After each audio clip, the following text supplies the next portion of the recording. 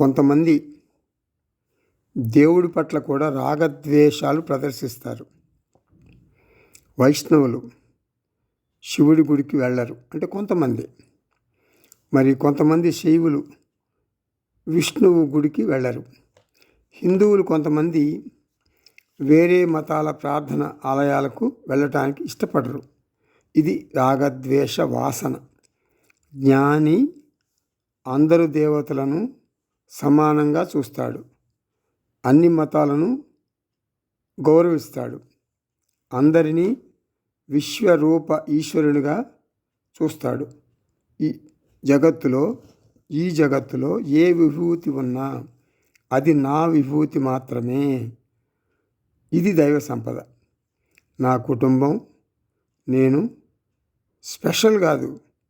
కర్మ సిద్ధాంతం అందరికీ ఒకేలా పనిచేస్తుంది. ప్రతి వ్యక్తి జీవితం ప్రారంధాన్ని బట్టే నడుస్తుంది.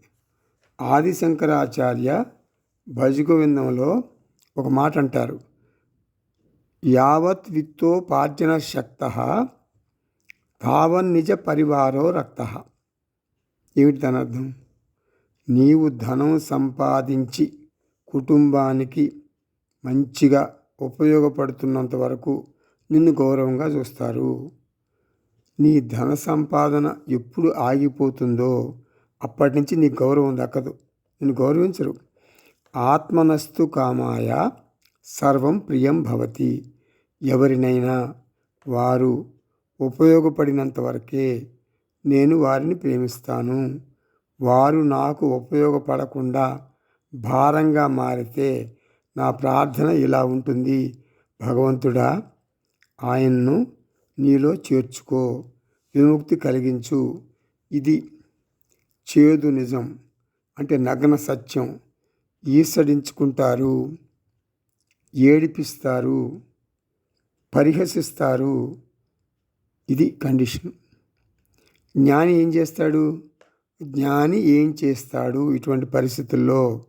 ఏమనుకుంటాడంటే జ్ఞాని, ఇది అనాత్మ వ్యవహారం. అనాత్మ అస్థిరం. ఆత్మను ఎవ్వరూ పరిహసించలేరు. అది జ్ఞాని అనుకుంటాడు.